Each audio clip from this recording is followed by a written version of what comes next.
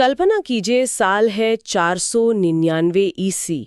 पूरी दुनिया में जब भी सूर्य ग्रहण या चंद्र ग्रहण लगता है तो लोग खौफ से भर जाते हैं। बिल्कुल, उस समय तो ऐसा ही होता था। हाँ, वे अपने घरों में छिप जाते हैं, ड्रम बजाते हैं, पूजा पाठ करते हैं, क्योंकि उन्हें लगता है कि कोई अदृश्य राक्षस या कोई ड्रैगन सूरज को निगल रहा है। सही कहा, डर का माहौल रहता था। लेकिन ठीक उसी समय प्राचीन भारत के एक छोटे से कमरे में बैठा एक 23 साल का नौजवान मिट्टी पर कुछ आकृतियां उकेर रहा है। वो आसमान की तरफ देखकर मुस्कुराता है और कहता है कि कोई राक्षस नहीं है, ये सब सिर्फ परछाइयों का खेल है। और सिर्फ इतना ही नहीं, वो नौजवान गणित के कुछ सूत्र लगाता है और सीधे भविष्यवाणी कर देता है कि अगला ग्रहण किस दिन, कितने बजे कर कितने मिनट पर लगेगा। अरे वाह! और सबसे हैरानी की बात यह है कि उसकी वो भविष्यवाणी बिल्कुल सटीक साबित होती है। एकदम सटीक। और वो भी बिना किसी टेलीस्कोप के, बिना किसी आधुनिक कंप्यूटर के और बिना किसी बड़ी वेधशाला के। ये कोई कहानी नहीं है, बल्कि एक ऐतिहासिक सच है। आज हम जिस विषय की गहराई में उतर रहे हैं वो इसी असाधारण इंसान के बारे में है, यानी आर्यभट्ट। बिल्कुल। हमारे पास आज स्रोतों का एक बहुत ही शानदार खजाना है। कुछ ऐतिहासिक लेख हैं, एक बहुत ही विस्तृत इन्फोग्राफिक है, एक शैक्षिक ब्लॉग है और एक बेहतरीन डॉक्यूमेंट्री का ट्रांसक्रिप्ट भी है। बहुत सी जानकारी है हमारे पास आज। हाँ, तो आज हमारा मिशन सिर्फ ये जानना नहीं है कि उन्होंने क्या किया, बल्कि ये समझना है कि उन्होंने ये कैसे किया। आखिर 5वीं सदी के एक अकेले इंसान ने पूरी दुनिया की सोच और आधुनिक विज्ञान की नींव कैसे रख दी। इस सवाल का जवाब जानने के लिए हमें गुप्त साम्राज्य के उस दौर में चलना होगा जिसे भारतीय इतिहास का स्वर्ण युग कहा जाता है। स्वर्ण युग। हाँ, तो 476 ईस्वी में गोदावरी नदी के पास अश्मक नाम के इलाके में एक बालक का जन्म हुआ। स्रोत बताते हैं कि ये बच्चा बाकी बच्चों से एकदम अलग था। अच्छा, कैसे अलग था? जहां दूसरे बच्चे खेलकूद में मगन रहते थे, ये बालक जमीन की धूल पर लकड़ियों से रेखाएं खींचकर तारों की चाल समझने की कोशिश करता था। अरे वाह! यहाँ एक बहुत ही दिलचस्प किस्सा है जो मैं पढ़ रही थी, उनकी जिज्ञासा के बारे में। हाँ, वो नाव वाला किस्सा। बिल्कुल। एक रात की बात है, आसमान तारों से भरा था। छोटे से आर्यभट्ट ने देखा कि आसमान में ध्रुव तारा अपनी जगह पर एकदम स्थिर है, जबकि बाकी सारे तारे रात बीतने के साथ अपनी जगह बदल रहे हैं। सही बात है। तो उन्होंने अपने पिता को जगाया और पूछा, पिताजी, क्या ये तारे सच में चल रहे हैं या हमारी धरती किसी नदी में तैरती हुई नाव की तरह आगे बढ़ रही है? ये कोई साधारण सवाल नहीं था। एक छोटे बच्चे के दिमाग में रिलेटिव मोशन यानी सापेक्ष गति का विचार आना अपने आप में एक बहुत बड़ी बात थी। बिल्कुल। उन्हें ये समझ आ रहा था कि अगर आप एक चलती हुई नाव में बैठे हैं तो किनारे के पेड़ आपको पीछे जाते हुए दिखते हैं। यही वो सवाल था जिसने उस बालक को ज्ञान की खोज में घर से निकलने पर मजबूर कर दिया। लेकिन एक मिनट रुकिए, हमारे स्रोत बताते हैं कि ज्ञान की इस खोज के लिए वे मगध की राजधानी पाटलिपुत्र और फिर नालंदा विश्वविद्यालय गए। हाँ, गए थे। उस समय उनकी उम्र सिर्फ 13 या 14 साल थी। मैं तो सोचकर ही हैरान हूं कि एक 13 साल का बच्चा महाराष्ट्र से लेकर बिहार तक का सैकड़ों मील का सफर पैदल तय कर रहा है। ये आज के समय में सोचना भी मुश्किल है ना? रास्ते में घने जंगल, जंगली जानवर, नदियां, ये तो किसी फैंटेसी फिल्म की तरह लगता है। कोई बच्चा सिर्फ एक लाइब्रेरी तक पहुंचने के लिए इतनी बड़ी जोखिम क्यों उठाएगा? यही वो जुनून है जो एक आम इंसान को इतिहास निर्माता बनाता है। उस दौर में नालंदा कोई आम जगह नहीं थी। ये दुनिया का सबसे बड़ा ज्ञान केंद्र था, जहां दुनिया भर से विद्वान आते थे। लेकिन नालंदा में प्रवेश पाना कोई आसान काम नहीं था। हाँ, मैंने पढ़ा है कि वहां का जो द्वार पंडित होता था, यानी गेटकीपर, वो भी एक बहुत बड़ा विद्वान होता था। आप सीधे अंदर नहीं जा सकते थे। एकदम सही। जब 13 साल के आर्यभट्ट वहां पहुंचे तो द्वार पंडित ने उन्हें रोक लिया और उनसे नक्षत्रों और गणित के ऐसे कठिन सवाल पूछे जो बड़े बड़े आचार्यों को पसीना ला दें। सच में? हाँ, लेकिन इस युवा ने बिना किसी हिचकिचाहट के उन सभी सवालों के सटीक जवाब दिए। तब जाकर उन्हें नालंदा के धर्मगंज नाम के विशाल पुस्तकालय में प्रवेश मिला। वो 9 मंजिला ऊंची इमारत। बिल्कुल, जो लाखों पांडुलिपियों से भरी थी। लेकिन एक बात जो मुझे सबसे ज्यादा हैरान करती है वो ये है कि नालंदा में इतनी बड़ी बड़ी किताबें और इतने अनुभवी आचार्य होने के बावजूद आर्यभट्ट ने उनकी हर बात को सच नहीं माना। यहाँ जो बात सबसे हैरान करने वाली है वो ये है कि नालंदा में बहुत ज्ञान था, लेकिन वहां पुरानी परंपराओं और अंधविश्वासों का भी बोलबाला था। लकीर के फकीर वाली बात। हाँ, कई आचार्य पुरानी किताबों में लिखी बातों को पत्थर की लकीर मानते थे, लेकिन आर्यभट्ट ने तय किया कि वो हर बात को शंका की नजर से देखेंगे और उसे गणित की कसौटी पर परखेंगे। यानी बिना लॉजिक के कुछ नहीं मानना। बिल्कुल, अगर कोई बात गणित से साबित नहीं होती तो वो उसे सत्य नहीं मानेंगे। तो इसका मतलब है कि आसमान और ब्रह्मांड को समझने से पहले उन्हें अपनी खुद की एक भाषा बनानी थी, और वो भाषा थी गणित की। सही कहा। लेकिन उस समय की गिनती का तरीका तो मतलब बहुत उलझा हुआ था, है ना? रोमन अंकों को ही ले लीजिए। ओहो, रोमन अंक तो बहुत जटिल थे। हाँ, अगर मुझे 3488 लिखना है तो मुझे MMMCDLXXVI लिखना पड़ेगा। इतने बड़े और उलझे हुए अक्षरों के साथ कोई चांद और तारों की दूरी कैसे नाप सकता है? यही वो सबसे बड़ी बाधा थी जिसे आर्यभट्ट ने तोड़ा। ब्रह्मांड को नापने के लिए बहुत बड़ी संख्याओं की जरूरत थी, और यहीं से जन्म होता है उस अवधारणा का जिसने पूरी दुनिया का गणित हमेशा के लिए बदल दिया। आप शून्य की बात कर रहे हैं? हाँ, शून्य यानी जीरो, और स्थान मान जिसे हम प्लेस वैल्यू कहते हैं। अच्छा, आइए इसे थोड़ा खोल के समझते हैं। इसका मतलब है कि शून्य के बिना कोई भी बड़ी गणना करना एक तरह से असंभव था। बिल्कुल असंभव था। मैं इसे ऐसे सोचती हूँ, मान लीजिए मैं एक किताब लिख रही हूँ, लेकिन मेरे पास शब्दों के बीच में खाली जगह यानी स्पेस देने का कोई तरीका नहीं है। बहुत बढ़िया उदाहरण है। तो सारे शब्द एक साथ चिपक जाएंगे और कुछ भी समझ नहीं आएगा। क्या शून्य भी गणित में इसी स्पेस का काम करता है? ये बहुत ही बेहतरीन तरीका है इसे समझने का। हमारे प्राचीन दार्शनिक ग्रंथों में शून्यता या खालीपन का विचार तो पहले से था। हाँ, अध्यात्म में। बिल्कुल, ध्यान और अध्यात्म में शून्य की बात होती थी। लेकिन आर्यभट्ट पहले व्यक्ति थे जिन्होंने इस दार्शनिक विचार को एक गणितीय उपकरण में बदल दिया। कमाल है। उन्होंने दुनिया को समझाया कि किसी भी अंक के आगे शून्य लगाने से उसका मूल्य 10 गुना बढ़ जाता है। 3 और 30 के बीच का फर्क सिर्फ ये शून्य ही तय करता है। और उन्होंने इसके लिए एक बहुत ही कमाल की कोडिंग प्रणाली भी बनाई थी।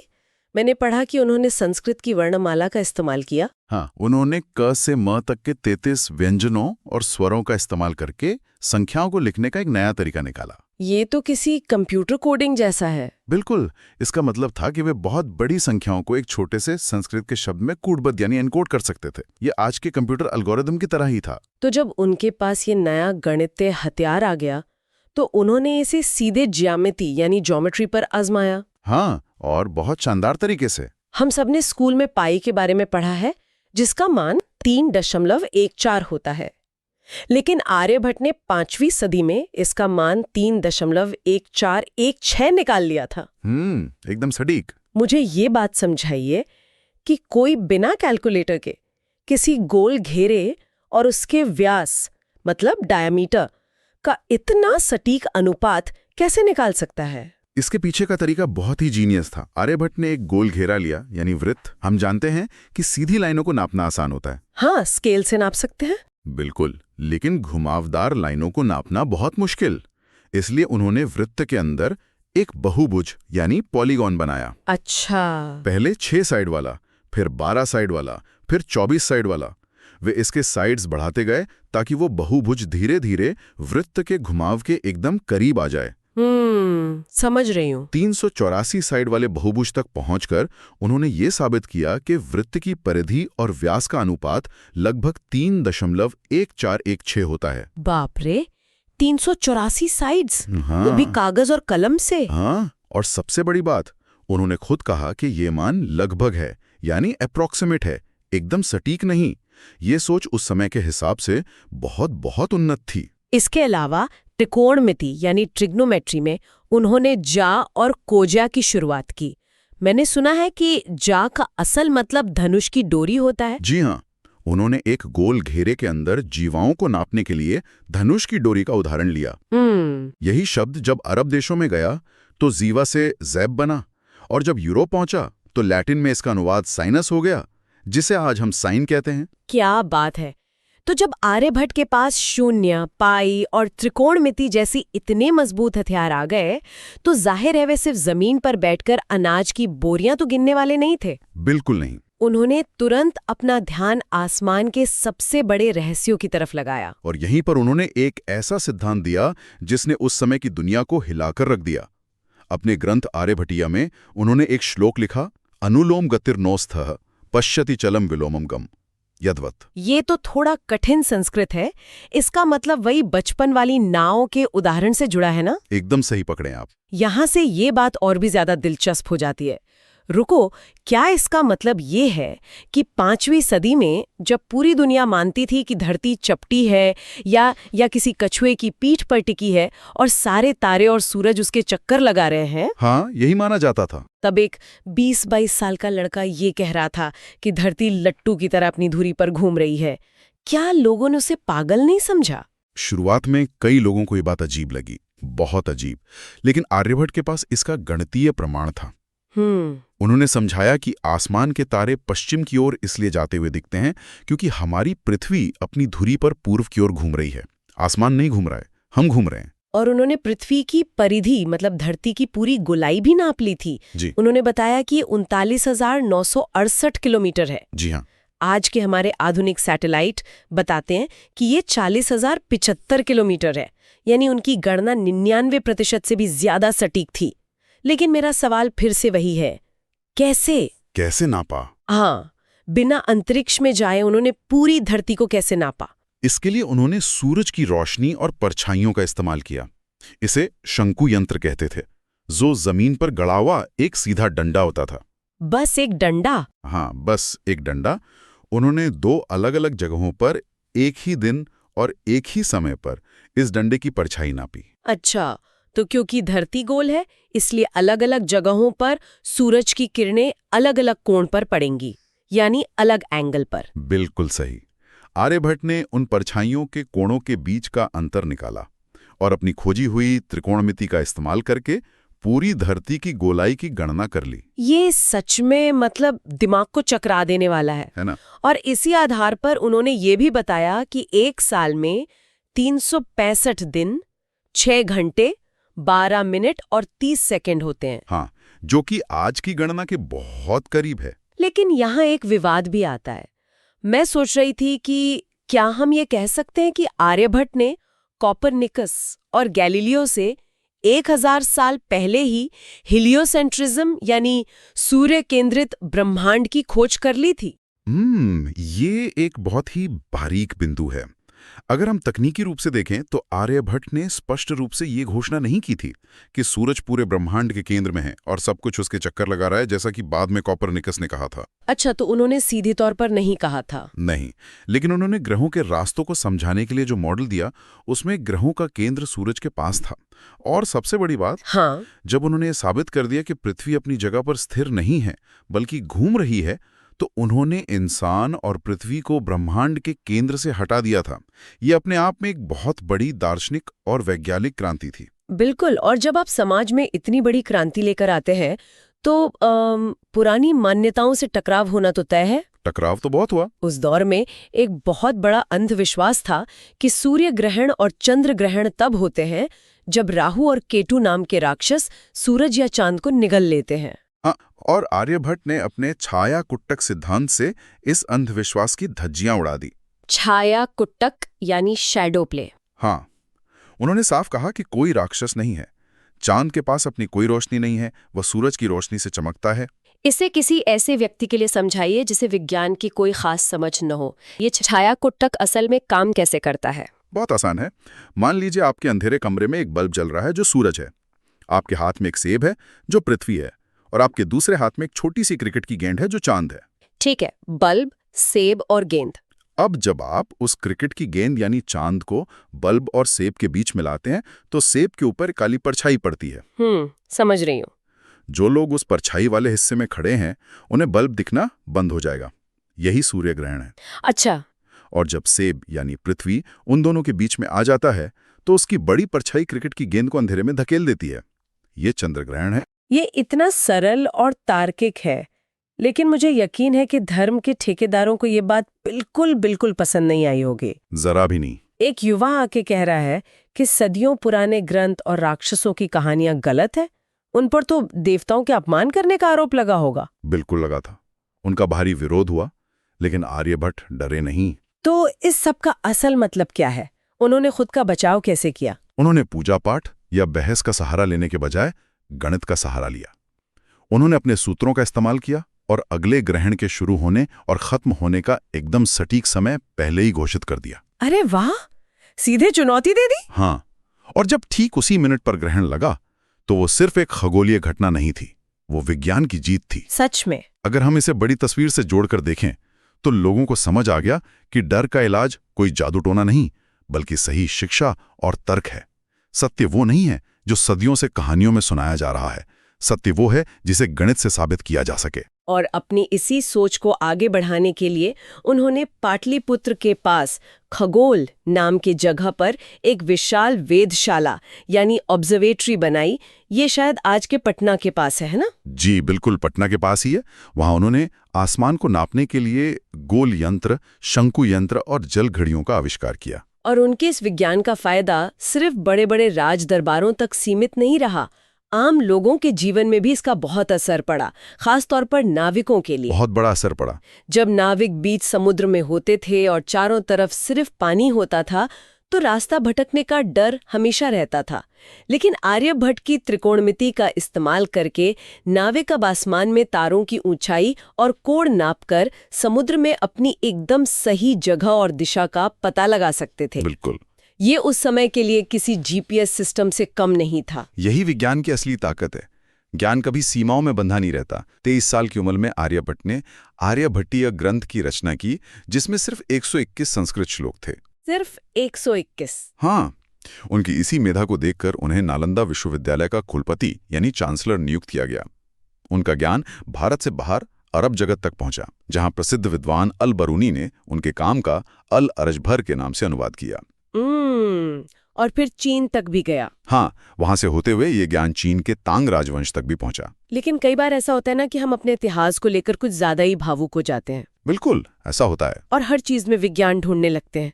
तो सवाल ये उठता है कि क्या आज के आधुनिक वैज्ञानिक भी आर्यभट्ट की इस महानता को मानते हैं? इससे एक बहुत ही महत्वपूर्ण सवाल खड़ा होता है, और इसका जवाब हमें साल 2017 में मिला। अच्छा, 2017 में क्या हुआ?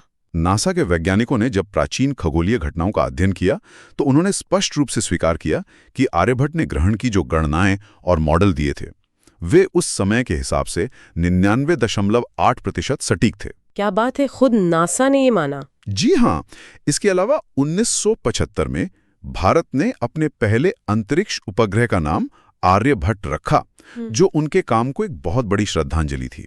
मैंने एक और बहुत ही हैरान करने वाली रिसर्च के बारे में पढ़ा है। आईआईटी कानपुर के वैज्ञानिकों ने दिल्ली के कुतुब मीनार परिसर में मौजूद उस लौह स्तंभ यानी आयरन पिलर का अध्ययन किया, जिसमें पिछले 1500 सालों से कभी जंग नहीं लगी है। बिल्कुल। शोध में पता चला कि इस लोहे पर मिसावाइट नाम की एक खास नैनो लेयर चढ़ी हुई है। क्या इस प्राचीन धातु विज्ञान, जिसे लोहा सिद्धि कहा जाता था, इसका आर्यभट्ट से कोई संबंध है? देखिए, सीधे तौर पर आर्यभट्ट ने धातु विज्ञान पर नहीं लिखा, लेकिन उस समय का पूरा वैज्ञानिक परिवेश एक दूसरे से जुड़ा हुआ था। इंटरकनेक्टेड था। अनेक अनुपातों के सिद्धांतों ने उस समय के मटेरियल साइंस को भी प्रभावित किया। यह इस बात का सबूत है कि प्राचीन भारत का दर्शन सिर्फ मोक्ष या आध्यात्म तक सीमित नहीं था। एक बहुत ही प्रसिद्ध संस्कृत सूक्ति है, सा प्रथमा संस्कृति विज्ञानम, यानी दुनिया की पहली संस्कृति वास्तव में विज्ञान की संस्कृति थी। बिल्कुल सही। ये सब सुनकर ना एक अलग ही नजरिया मिलता है। अगर हम आज की इस चर्चा को समेटें तो ये बात साफ हो जाती है कि आर्यभट्ट की कहानी सिर्फ एक गणितज्ञ या खगोल शास्त्री की कहानी नहीं है जी। ये कहानी है इंसानी जिज्ञासा की। ये इस बात का प्रमाण है कि इंसान का दिमाग ब्रह्मांड का सबसे शक्तिशाली उपकरण है। एकदम सच बात है। आज हम अपनी जेब में जो स्मार्टफोन लेकर घूमते हैं, जो जीपीएस हमें रास्ता दिखाता है, जो कंप्यूटर एल्गोरिदम दुनिया चला रहे हैं, उन सब की जड़ में कहीं ना कहीं वो शून्य और वो त्रिकोणमिति मौजूद है जो 5वीं सदी में अश्मक के एक बालक ने खोजी थी। और अपने जीवन के अंत में आर्यभट्ट ने अपने शिष्यों को कोई नया गणितीय सूत्र नहीं दिया। अच्छा, फिर क्या दिया? उन्होंने उन्हें जीवन का सबसे बड़ा पाठ पढ़ाया। उन्होंने कहा, इंसान का अहंकार दुनिया का सबसे बड़ा शून्य है। बहुत गहरी बात है। जिस दिन तुम्हें ये लगने लगे कि तुम सब कुछ जान गए हो, समझ लेना कि तुम्हारा पतन शुरू हो गया है। एक सच्चा वैज्ञानिक हमेशा कुछ नया सीखने के लिए तैयार रहता है। ये बात आज के दौर में भी उतनी ही प्रासंगिक है। तो आज की इस शानदार चर्चा के अंत में हम सुनने वालों के लिए एक ऐसा विचार छोड़कर जाना चाहते हैं जो आपको सोचने पर मजबूर कर देगा। बिल्कुल। आर्यभट्ट ने खगोल विज्ञान, धरती के घूमने, त्रिकोणमिति और शून्य के इतने विशाल और जटिल रहस्यों को आर्यभट्टीय ग्रंथ के केवल 121 काव्यात्मक श्लोकों में छिपा दिया था। उन्होंने विज्ञान को एक कविता बना दिया था।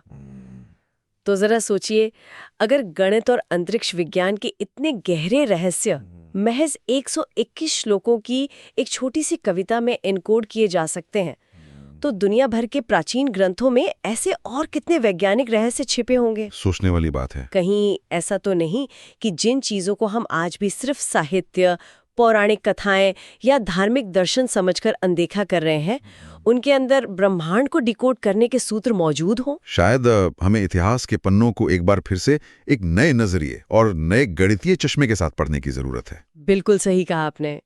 इस गहरी और ज्ञानवर्धक चर्चा में हमारे साथ जुड़ने के लिए बहुत बहुत धन्यवाद। अगली बार हम फिर हाजिर होंगे एक नए विषय, नए स्रोतों और एक नई गहराई के साथ। तब तक के लिए सवाल पूछते रहिए और ब्रह्मांड के रहस्यों को तलाशते रहिए।